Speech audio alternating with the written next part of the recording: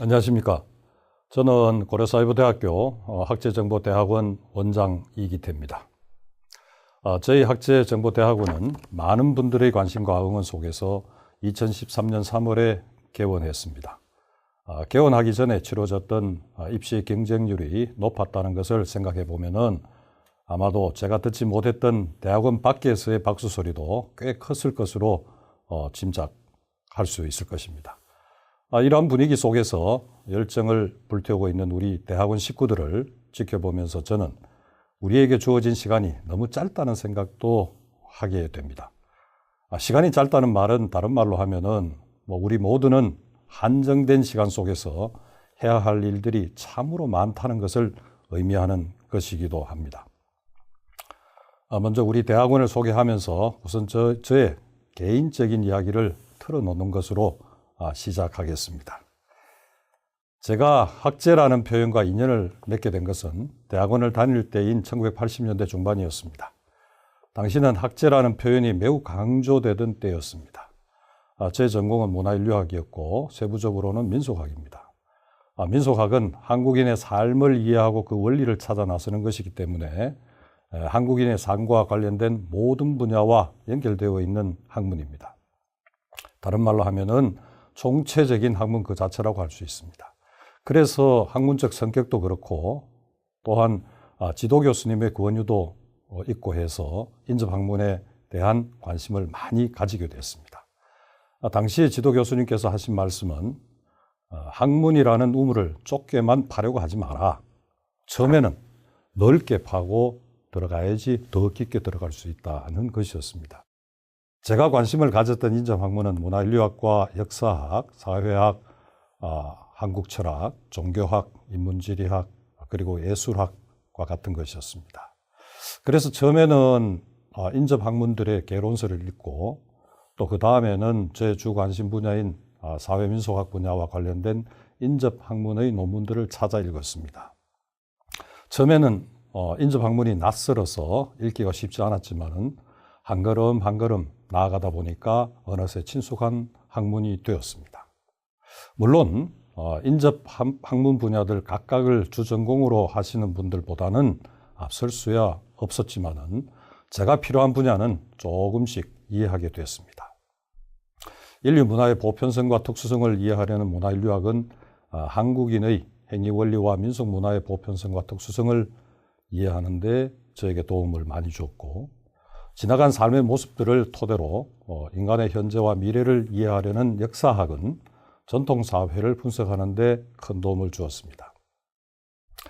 그리고 인간사회의 원리를 이해하려는 사회학은 한국인의 사회적 성격을 이해하는 데 도움을 주었고, 철학, 특히 유교사상은 전통사회의 유교적 생활 양식을 이해하는 데 저에게 큰 도움을 주었습니다.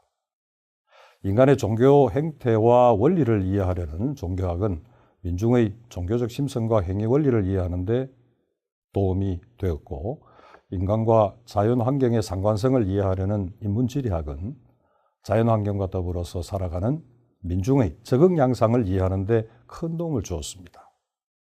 그리고 한국인의 미학적 측면을 이해하려는 한국예술학은 민중의 집단적 표현 양식을 이해하는 데 저에게 큰 도움을 주었습니다.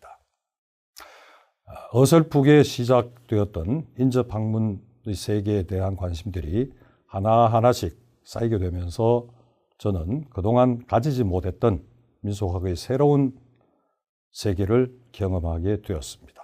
그것은 저에게 있어서 참으로 경이로운 것이었습니다. 어느 순간에 저는 세상을 보는 눈이 확 열리는 것 같은 느낌을 받았습니다. 그동안의 과정들이 결코 쉽지 않았던 것은 사실입니다.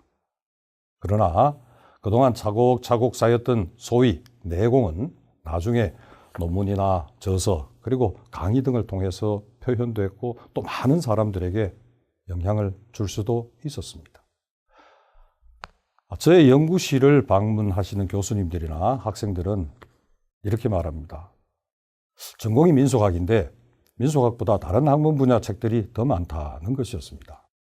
그래서 저는 잡다해 보이는 그 인접학문들의 보석들이 서로 결합되고 쌓여서 한국 민속학을 새롭게 이해하려는 나에게 새로 눈을 뜨게 해주었다고 말합니다. 그야말로 학제의 승리를 저는 맛보게 된 것이었습니다. 시간이 흘러서 이제는 학제라는 말보다도 융합이라는 표현이 더 많이 사용되는 시대가 된 것 같습니다. 그러나 융합이라는 표현이 많이 사용되고 있다고 해서 학제의 필요성과 중요성이 사라진 것은 결코 아닙니다. 1980년대 중반 이후에 학제적 연구는 모든 학문에 자연스럽게 녹아들게 되었기 때문입니다. 그래서 지금은 학제라는 표현을 사용하지 않더라도 각 학문 분야에서는 자연스럽게 학제적 연구를 진행하고 있는 것입니다. 21세기에 들어서면서 유행처럼 사용되는 융합이라는 표현은 학문 간 상호작용을 가능하게 하는 학제적 연구가 없이는 불가능한 것입니다. 학제적 연구는 이제 너무나도 당연한 개념이 되었기 때문에 누군가가 학제라는 표현을 사용하면 마치 그것이 낯선 것인 양 느껴질 정도가 된 것입니다. 학제의 사전적 의미를 살펴보면 그 필요성이 더 분명해집니다. 학제는 영어로 인터디시플리너리라고 합니다. 그리고 한자로는 사이제 또는 만날제를 사용합니다. 그러니까 학제라는 말이라고 하면은 말 그대로 서로 다른 학문들이 만난다는 것을 의미하고 나아가서 학문 간 경계를 아우른다는 의미를 지니게 됩니다. 그러니까 학문 세계는 인터디시플리너리가 너무나도 당연한 것이 되고 있는 것입니다. 그 이유는 간단합니다. 학문의 궁극적인 목적이 인간을 이해하고 인간의 삶을 풍요롭게 하는 것이기 때문입니다. 그러니까 산업혁명 이후에 세분화되기 시작했던 각 학문들의 특성들을 서로 아우르는 것은 다시 말하면 학문의 궁극적인 목적을 실현하는 길이기 때문입니다. 제 이야기가 좀 길어진 것 같습니다. 그러나 이러한 학제의 필요성은 학문 세계뿐만 아니라 우리의 생활 모든 분야에서도 마찬가지입니다. 저는 아침에 신문을 뒤적이다가 위클리 비즈란에서 현대인의 생활 속엔 수없이 많은 제품이 씨줄과 날줄처럼 촘촘하게 엮여 있다는 내용을 읽었습니다. 그 일부를 옮겨보겠습니다. 도시에 사는 평범한 직장인 나 몰라 씨의 출근길을 가정해 봅시다. 아침 일찍 일어난 그는 냉장고에서 연세 우유를 꺼낸 뒤 현대차가 만든 소나타 승용차를 몰고 출근했다. 회사 주차장에 차를 세운 그는 오티스 엘리게이터를 타고 사무실로 향했다. 사무실에선 삼성전자 갤럭시 S4를 거래처 직원과 통화를 시작했다. 나시가 마신 우유 용기를 제작한 회사는 스웨덴 테트라팩 회사이다. 나시가 탄 엘리베이터와 자동차 내부에는 독일의 세플러나 일본의 NSK, 스웨덴의 SKF가 만든 베어링이 들어가 있을 가능성이 매우 크다. 그가 운전한 소나타 자동차에는 고성능 마이크로 프로세서가 들어가는데 독일의 인피티온, 그리고 일본 르네사스, 미국 브리스케일의 단 3개 업체만이 공급한다. 이런 내용을 쭉 소개를 했습니다. 그렇습니다. 우리는 일상에서 이미 자신도 모르는 사이에 세상의 모든 일들이 이렇게 복합적이고 종합적이면서 통섭적으로 긴밀하게 서로 얽히고 설킨 환경에서 생활하고 있는 것입니다. 같은 신문에서 소개된 63년간 포장용기로 승부, 173개국에 1732억 개 팔아 년 매출 16조 원이라는 제목의 글이 있습니다. 경쟁업체들이 쫓아올 수 없는 전문성과 세계화로 무균 포장용기 시장 1위 자리를 지키고 있는 스웨덴 테트라팩사의 데니스 욘슨 회장과 나눈 인터뷰 내용입니다. 현대인의 삶을 이끌어가는 요소들 중에 문화와 기술과 경영 분야가 얼마나 서로 긴밀하게 상호작용하고 있는가를 이해할 수 있는 사례라고 여겨져서 좀 장황하기는 하지만은 소개하겠습니다.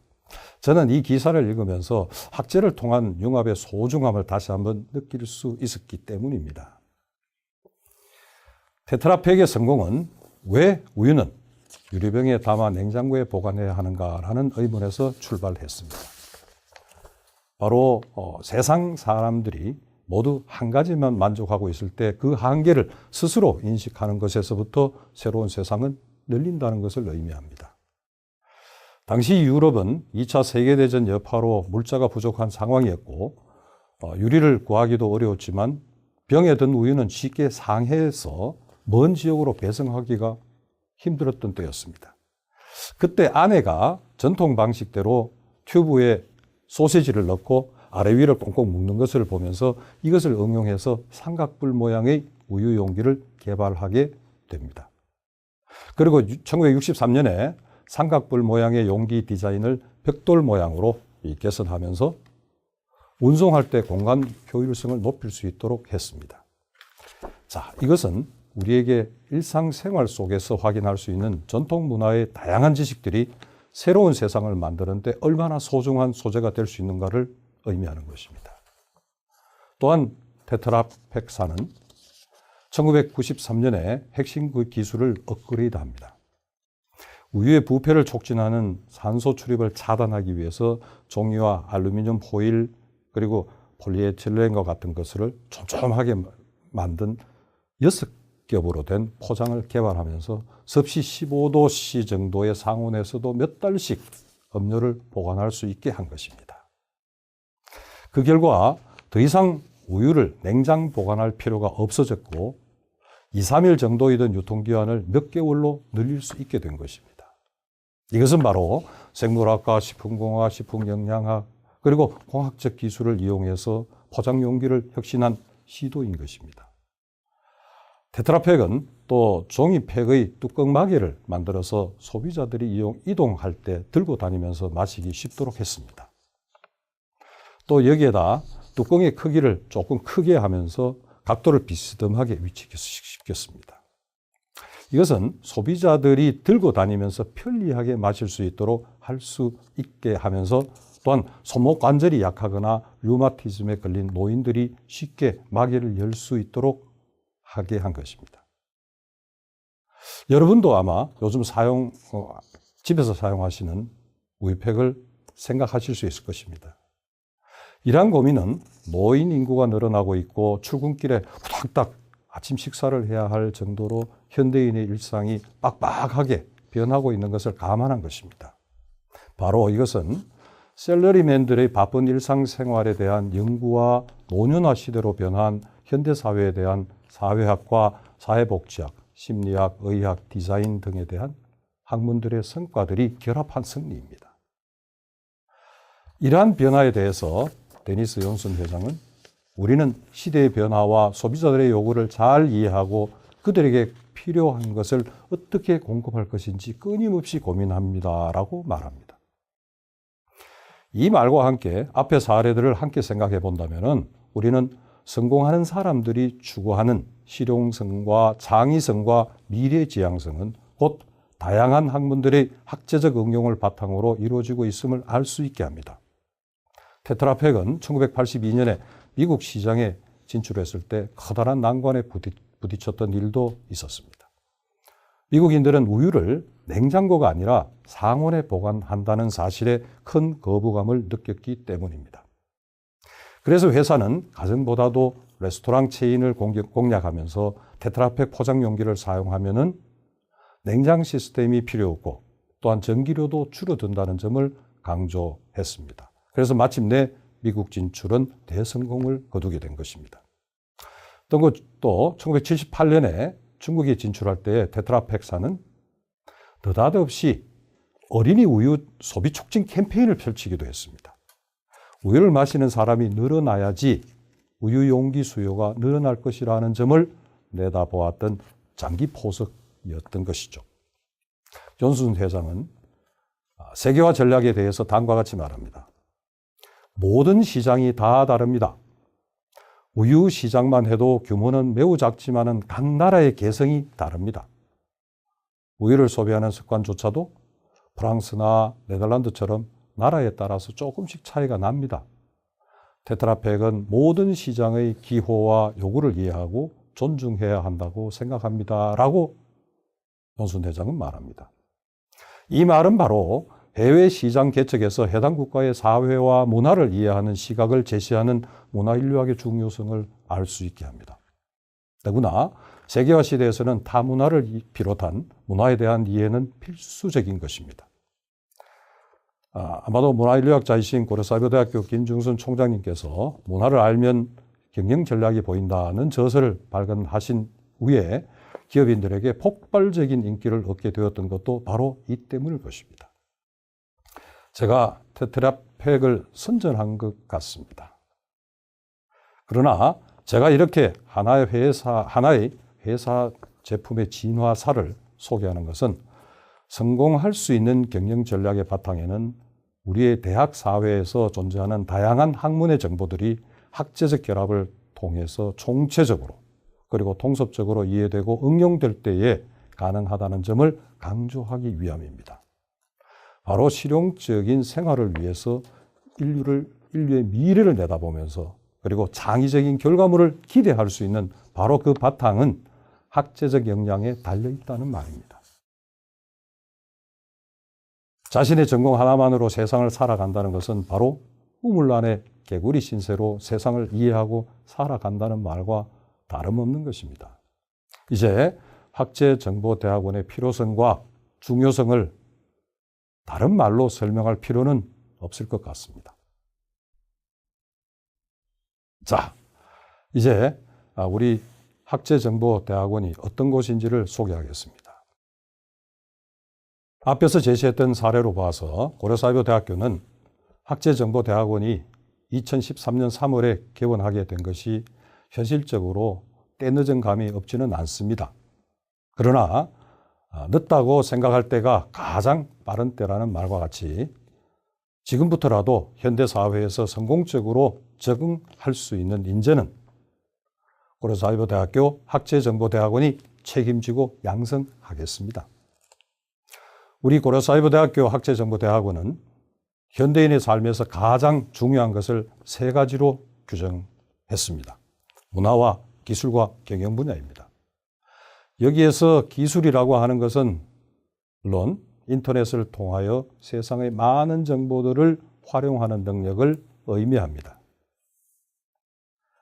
이 세 분야를 통해서 인간과 사회를 가장 잘 이해하면서 발전시킬 수 있는 능력을 가진 사람이 곧 정보와 사회의 리더가 될 수 있기 때문입니다.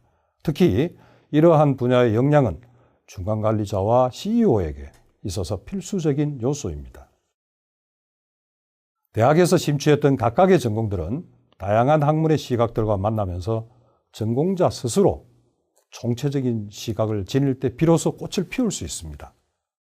그러니까 우리 사회는 학제적이면서 총체적이고 종합적인 응용 능력을 지닌 인재를 요구하고 있다는 것입니다. 우리 대학원은 30대와 40대 중간관리자를 양성하는 것에 중점을 두고 있습니다. 우리 사회를 가장 활발하게 능동적으로 이끌고 있는 세대가 바로 30대와 40대이기 때문입니다. 이들 30대와 40대의 직장인들은 가장 왕성하게 자기 개발에도 힘쓴다는 것을 여러 보고서들에서 확인할 수 있듯이 지적 호기심과 자기 개발과 자기 성장을 위한 욕구가 가장 왕성한 시기입니다. 또한 이들은 인터넷이 일상화된 현대사회에서 정보의 홍수라고 불릴 정도로 다양하면서 복잡하고 또 복합적인 정보화 사회의 중심에서 적응하면서 살고 있습니다. 이렇게 이들은 바로 삶의 에너지가 가장 왕성한 세대이고 우리 사회를 진정으로 발전시킬 수 있는 허리 부분에 해당합니다. 현재 이들은 대부분 중간관리자가 되려는 사람이거나 중간관리자들이고 또한 이들이 나아가서 CEO로 성장할 것입니다.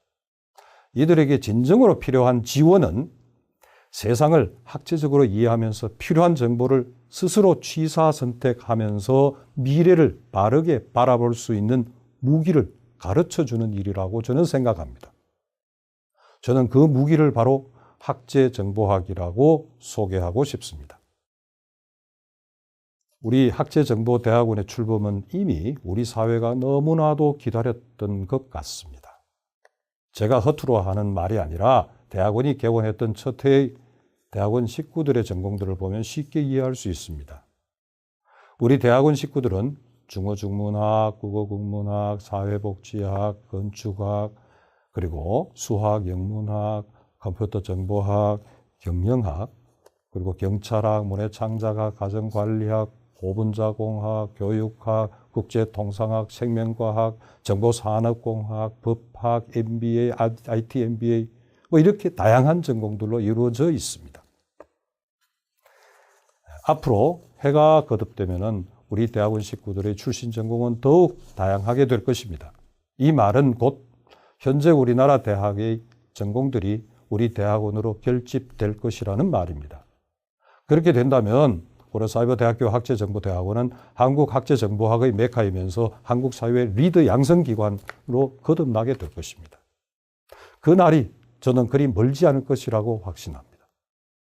물론 그 과정에서 우리 대학원은 지속적으로 교과목의 구성과 운영 방법을 다양화하고 세련화시켜 나갈 것입니다. 앞에서 간간히 말씀드렸습니다마는 고려사이버대학교 학제정보대학원이 목표로 하는 인재상을 간추려서 소개하면 다음과 같습니다. 우리 대학원은 여러분들을 데이터 조사와 분석 그리고 활용 능력을 갖춘 지도자로 만들 것입니다. 그리고 사이버 환경에 익숙한 정보화 사회의 전문가로 만들 것입니다. 그리고 사회적 봉사 및 가치 실현이 가능한 지도자로 만들 것입니다. 그리고 인간 중심의 사고, 통섭적 사고가 가능한 창의적 인재로 만들 것입니다. 이러한 인재상은 곧 우리 사회가 지향하는 리더의 참모습입니다.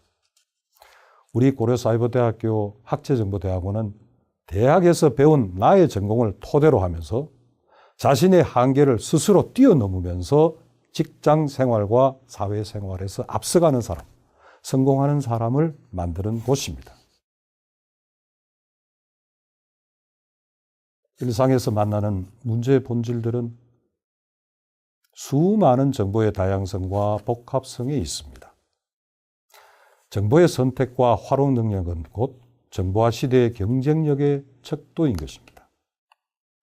대학에서 심취했던 각각의 전공들이 또 다른 학문들의 세계와 만날 때 여러분은 총체적인 시각을 지닌 열린 가슴의 소유자가 될 것입니다. 이 시대의 리더는 학제적이면서 융합적 능력을 지닌 창의적 인재를 말합니다. 학제정보대학원은 인간과 사회의 바탕 위에 기술, 문화, 경영 분야의 다양한 전공을 아우르면서 실용성과 창의성과 미래지향성을 갖춘 인재를 양성할 것입니다. 자, 미래지향적이고 창의적인 리더가 되시는 여러분, 고려사이버대학교 학제정보대학원과 함께합시다.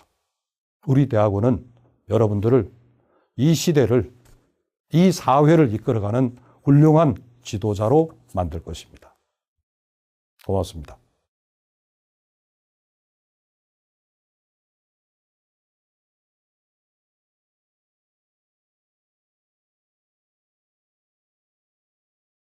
안녕하세요. 고려사이버대학교 학제정보대학원 학사지원팀 곽승우 팀장입니다. 이렇게 온라인으로 여러분을 만나 뵙게 돼서 반갑습니다. 저는 여러분에게 학제정보대학원 입학에 대해서 간략히 설명드리고자 합니다. 우리 대학원은 100% 온라인으로 수업을 진행하는 특수대학원으로 5학기로 운영이 됩니다. 특수대학원은 고등교육법에 따라 일반 대학원과 전문대학원과는 달리 직장인 또는 일반 성인을 위한 계속교육을 주된 목적으로 하는 대학원입니다. 우리 대학원도 보다 직장인에게 필요한 분야를 찾다 보니 학제정보라는 전공을 만들게 되었습니다. 입학 정원이 30명이라 정원 내로 30명을 모집하고 군 위탁생이나 공무원 위탁생을 위해 전형외로 4명을 모집합니다. 본계 입학 절차를 간략히 보면 다음과 같습니다.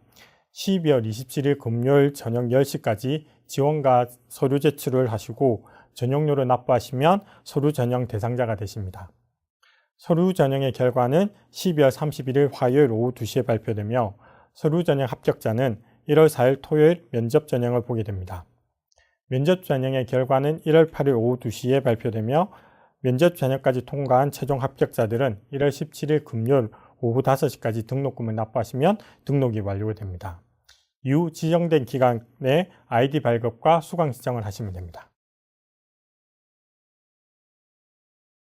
이제 하나씩 보다 자세하게 설명드리겠습니다. 먼저 지원하는 부분입니다. 우리 대학원의 홈페이지는 다 아시죠? grad.cuk.edu입니다. 홈페이지에 접속하셔서 상단 메뉴 중 입학 안내에서 모집 요강을 확인할 수 있는 메뉴가 있습니다. 이렇게 입학 안내를 누르시면 모집 요강 및 일정이 있습니다. 여기서 모집 요강을 확인하시는데요. 특히 모집 일정에 대해서 많이 보시기 바랍니다. 지원을 받다 보면 일정과 날짜와 시간을 잘못 아셔서 실수하신 분들이 꼭 있으니까요. 이제 지원 날짜와 시간을 반드시 확인해 보시기 바랍니다. 모집 요강을 보시고 나시면요. 나의 입학 관리에서 지원을 하실 수 있습니다. 나의 입학 관리에 대학원 지원하기를 클릭을 하시면요. 새 창이 뜨고 여기에 이름과 핸드폰 번호 그리고 주민번호 앞자리를 넣고 로그인을 하시면 지원할 수 있는 모듈로 접속이 됩니다. 전형과 보다 자세한 개인정보를 입력하신 후에 지원서를 다운받아 작성하시고 제출하시면 됩니다. 작성하신 지원서를 다시 지원 모듈에 첨부하여 제출하시면 되고요. 이후 전용료를 12월 27일 금요일 저녁 10시 전까지 납부하시고 필요한 서류도 그 시간까지 학교에 도착하도록 해주시기 바랍니다. 서류는 꼭 등기우편이나 방문하셔서 제출해 주시기 바랍니다. 입학 서류다 보니까 팩스나 이메일로는 접수받지 않으니 양해해 주시기 바랍니다. 이 단계까지 다 하신 분은 이제 서류 전형의 대상자가 되신 겁니다. 서류 전형은 작성하신 내용을 바탕으로 학업 연구 계획, 학부 성적, 실무 경력 등을 기준으로 평가됩니다. 서류 전형 합격자는 12월 31일 화요일 오후 2시에 우리 대학원의 홈페이지를 통해 발표되고 지원하실 때 알려주신 메일이나 문자로도 그 결과가 발송됩니다. 서류 전형에 합격하신 분은 면접 전형을 보셔야 합니다. 면접 전형은 2014년 1월 4일 토요일 우리 대학의 개동 캠퍼스에서 진행이 됩니다. 면접 대상자의 수에 따라 일정의 차이가 있을 수 있으니 세부적인 일정은 서류 전형 합격자 발표 시 같이 발표되는 내용을 참고하시기 바랍니다. 면대면 면접이 원칙이나 당일 참석이 어려우신 분은 미리 연락을 주시면 화상으로도 면접을 보실 수 있도록 해드립니다. 면접 전형에서는 전공 지식이나 경험, 인성이나 적성, 외국어 능력 등을 봅니다. 가끔 외국어 능력에 대해서 걱정하시면서 물어보시는 분들이 많은데요. 걱정하실 필요는 없을 듯 합니다. 우리 대학원에서는 영어로 된 학습 자료가 제공이 되는 경우가 있습니다. 그 자료를 읽고 해석하는 정도로 보시면 됩니다. 면접 후 그 결과는 1월 8일 수요일 오후 2시에 발표되며 서류 면접 때와 마찬가지로 우리 대학원의 홈페이지를 통해 발표되고 메일과 문자로도 알려드립니다.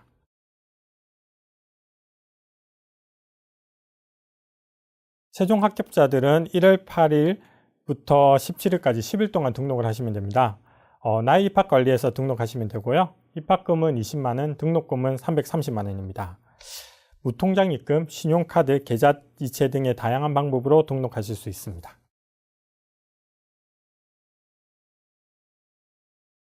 우리 대학원에서는요, 다양한 장학제도를 운영하고 있습니다. 그 중에서 지원하시는 여러분들이 가장 관심 있을 만한 장학금을 골라 설명하겠습니다. 지금 보시는 이 4가지 장학금은 입학하시면서 바로 받으실 수 있는 장학금인데요. 장학금 유형에 따라 그 대상이 다릅니다. 다문화 가정 장학금은 결혼 이민자 본인에 한해서 지급되는 장학금이고요. 유관기관 장학금은 고려중앙학원 소속의 기관의 교우나 재직자를 위한 장학금입니다. 동아일보, 동아닷컴, 채널A와 같은 소속기관의 재직자나 고려사이버대학교, 고려대학교 등의 졸업자와 재학생을 위한 장학금입니다. 특히 우리 대학원의 학부인 고려사이버대학교의 졸업생과 재학생들은 유관기관 장학금을 받으실 수 있습니다. 산업재 협약장학금은 고려사이버대학교와 협약된 산업재에서 일하시는 분들에게 지급되는 장학금입니다. 이 세 가지 장학금은 등록금의 20%를 감면받을 수 있는 장학금입니다. 이외에 교직원 추천 장학금도 있는데요. 우리 대학 교직원의 추천을 받은 지원자의 경우 입학금 20만 원을 면제해 드립니다. 장학금에 대한 보다 자세한 사항은 우리 대학원 홈페이지에서 학사 안내, 학생 복지 정보, 장학제도에서 확인하실 수 있습니다.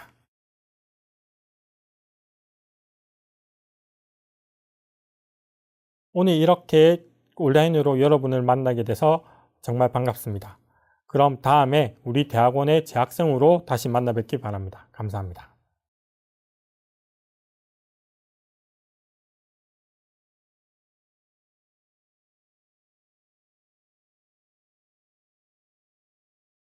안녕하세요. 고려사이버대학교 학제정보대학원 학사지원팀의 곽승우 팀장입니다. 이런 자리를 통해 여러분을 만나 뵙게 돼서 반갑습니다. 저는 학제정보대학원의 학사와 대학원 생활에 대해서 간략하게 설명드리도록 하겠습니다. 먼저 우리 대학원 학사에 대해서 안내드리겠습니다. 우리 대학원은 한 학기가 15주로 구성되어 있고 1년에 2학기로 운영됩니다. 우리 대학원은 5학기제니까요. 2년 반을 공부하시고 졸업하시는 게 일반적인 경우입니다. 그리고 한 학기 이수학점은 6학점입니다. 최대 9학점까지 들으실 수 있으나 먼저 학점을 딴다고 해서 먼저 졸업할 수 있는 것은 아니기 때문에요. 한 학기에 6학점을 맞춰 이수하시면 됩니다. 이렇게 6학점씩 4학기를 듣게 되면요. 24학점이 됩니다. 그리고 마지막 학기인 5학기째에 논문을 제출하신 분들은 더 이상 추가 학점 이수 없이 논문을 쓰시면 되고 혹시 논문을 제출하지 않으신 분들은 추가로 6학점을 이수하신 후에 졸업과제를 하시면 됩니다. 이후 졸업평점이나 졸업자격시험, 학위 취득 방법까지 다 하시면 빛나는 졸업장을 받으실 수 있습니다. 우리 대학원은 중간관리자의 역량 강화를 위한 입체적인 교육과정을 구성하고 있습니다. 지금 이미지가 잘 안 보이실 건데요. 우리 대학원 홈페이지에서 전공 소개에서 자세히 보실 수 있습니다. 이 이미지를 보시면 기본 틀은 인간과 사회를 배우는 핵심 분야, 기술, 문화, 경영의 학제 분야, 그리고 분야들을 융합하는 융합 분야가 있습니다. 핵심 분야는 인간을 이해하고 인간 구성체인 사회에 대한 이해를 배우는 분야이고 학제 분야는 기술, 문화, 경영의 각 분야에서 발생하는 정보를 관리하고 활용할 수 있는 방법을 가르치는 분야입니다. 융합 분야는 핵심 분야와 학제 분야를 토대로 인간, 사회, 문화를 이해하고 응용하여 현실 문제를 파악하고 해결할 수 있는 능력을 배양하기 위한 분야입니다. 우리 대학원은 현재 교육과정을 보다 발전시켜 학생들에게 적합하고 학생들이 원하는 내용을 가르칠 수 있는 방법을 계속 고민하고 있습니다. 학제 정보는 다양한 분야와 관련이 있습니다. 예를 들어 이 그림을 보면 학부인 고려사이버대학교에 개설된 대부분의 학과가 우리 대학원의 각 영역과 관련되어 있다는 사실을 아실 수 있을 겁니다. 인간과 사회가 중심인 핵심 분야에는 상담심리, 법, 사회복지, 보건복지행정, 아동, 청소년, 평생교육 등과 관련이 있고 기술 분야는 정보관리 보안, 컴퓨터정보통신, 전기전자공학, 기계제어공학 등과 관련이 있습니다. 경영 분야에서는 세무회계, 부동산, 경영, 융합경영 등과 관련이 있고 문화 분야는 예술경영, 문화 콘텐츠, 미디어 디자인, 미디어 홍보 영상, 외국어학 등과 관련이 있습니다. 학사 일정에 대해서 좀 더 자세히 보겠습니다. 우리 대학은 한 학기에 15주로 구성이 됩니다. 2014학년도 기준으로 보면요. 1학기는 3월 3일 월요일에 시작합니다. 그리고 8주차에 중간고사, 15주차에 기말고사가 있습니다. 그런데 과목마다 시험 보는 과목도 있지만 리포트나 프로젝트를 진행하는 과목들도 있습니다. 그래서 시험 기간보다는 과목에서 제시하는 강의 계획서를 보시고 평가 방법이나 평가 일정에 대해서 알아보시면 됩니다. 그리고 15주차 토요일에는요, 전체 세미나가 있습니다.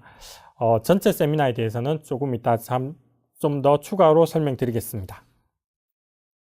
2학기는 9월 3일 월요일에 시작해서 1학기와 마찬가지로 8주차의 중간고사, 15주차의 기말고사와 전체 세미나가 있습니다. 혹시 학교 사정으로 변경되는 일정이 있을 수도 있습니다. 또 각종 신청 기관들이 수시로 홈페이지를 통해 공지되기 때문에 항상 공지사항을 확인해 보시기 바랍니다. 이제 대학원 생활에 대해 간략하게 설명드리겠습니다. 대학원이니 학생들끼리의 친목을 위한 모임도 있고 같은 수업을 듣는 학생들의 모임도 있습니다. 그 외에 우리 대학원만의 특징적인 것을 찾다 보니 제일 처음으로 실시간 화상 세미나가 생각이 났습니다.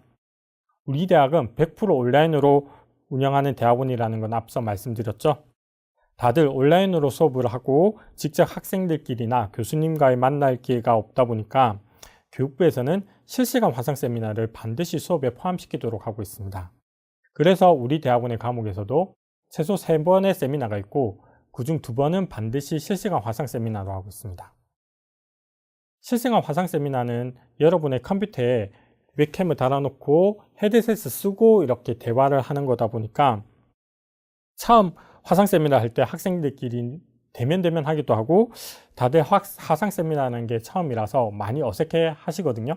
그런데 이제 한 학기 지나고 뭐 학생들끼리의 모임도 자주 하고 보면 하다 보니까 요즘은 화상 세미나를 할 때 보면 서로 농담도 하고 그러면서 활기찬 분위기에서 진행되고 있습니다. 우리 대학원은 전체 학생들과 교수님을 대상으로 특강을 진행하고도 있습니다. 2013년 5월 4일 토요일에는 우리 대학의 김중순 총장님이 스토리텔링이 있는 조사방법론이라는 주제로 사회과학에 있어서의 조사방법론에 대한 소개를 하는 특강을 하였습니다. 총장님께서 그동안 학자로서 연구하고 경험하셨던 내용을 다양한 사례를 통해 소개하였습니다. 학생들은 수업에서 배웠던 조사 방법이 실제 현장에서 어떻게 적용되고 활용되는지를 알 수 있는 시간이었습니다. 이렇게 학제 정보에 대한 이해를 높일 수 있는 특강과 학생들을 관심 있는 분야에 대한 특강을 진행하고자 하고 있습니다. 또 우리 대학원에서 특징적인 것은 전체 세미나입니다. 전체 세미나는 해당 학기에 등록한 학생과 교수님들이 다각기 참여하는 세미나이기 때문에 자신이 수강하는 과목에서 다른 학생들의 활동에 대해서도 알 수도 있고 자신이 수강하지 않은 과목에 대해서도 알 수 있는 자리입니다. 그러다 보니 한 학기 동안 축적된 학생 능력을 바탕으로 학생 개개인의 능력을 점검할 수도 있고 각자 생각하고 있는 학제 또는 이제 융합 역량에 대한 문제점과 그에 대한 해결 방안을 참여 교수들과 함께 상담하고 논의할 수 있는 자리입니다. 2013학년도 1학기 때는요, 6월 15일 토요일 이제 3시간 정도 진행을 했는데 1학기 과목별 프로젝트 발표와 그에 대한 학생과 교수님들의 피드백, 게임 이론을 활용한 비즈니스 게임 등을 진행하였습니다. 참여 학생들이 모두 만족스러워하는 유익한 시간이었습니다. 또 대학원이다 보니 프로젝트가 진행되는 과목이 있습니다. 2013학년도 1학기 개설 과목인 인간정보 세미나에서는요, 연구 프로젝트를 4개 조로 나누어서 진행을 했고요. 한 학기 동안 연구한 결과물은 전체 세미나에서 모든 교수님, 학생들 앞에서 발표되고 그 연구 방법과 결과에 대해서 토론을 하였습니다. 대학원 생활은 오늘은 이 정도만 하고요. 다음 기회에 여러분들에게 소개시켜 드릴 것들을 더 알려드리도록 하겠습니다. 현재 우리 대학원에 다니고 있는 학생에 대해서 간략하게 말씀드리겠습니다. 우리 대학원에서 가르쳐 주고자 하는 것이 학제 정보를 통한 중간 관리자의 역량이다 보니까 현재 관리자 직군이 제일 많습니다. 다음으로 전문가 또는 관련 종사자가 많이 있습니다. 연령으로는요, 현재 30대가 제일 많고 그 다음에 40대입니다. 50대 이상의 분들도 7% 가까이 계십니다. 이전 학력을 보면 이미 대학원을 졸업하신 분도 15% 정도 있습니다. 학생들의 출신 전공을 보면 경영학, 컴퓨터공학, 어문학, 사회과학, 교육학, 공학, 자연과학 등의 다양한 전공들이 있습니다. 이걸 보면 아시겠지만 우리 대학은 학부 전공이 뭐였는가가 중요한 게 아니라 현재 종사하고 있는 기관에서의 자신의 위치나 앞으로 하려는 역할이 맞다면 누구든지 와서 배울 수 있는 대학원입니다. 이상으로 제 설명을 마치려고 합니다. 제가 설명하지 않은 부분은 우리 대학원의 홈페이지를 보면 자세히 나와 있고요. 또한 궁금한 사항이 있으면 입학 Q&A나 그 전화나 메일로 문의 주시면 성심성의껏 답변해 드리겠습니다. 오늘 이렇게 시간을 내주셔서 감사합니다.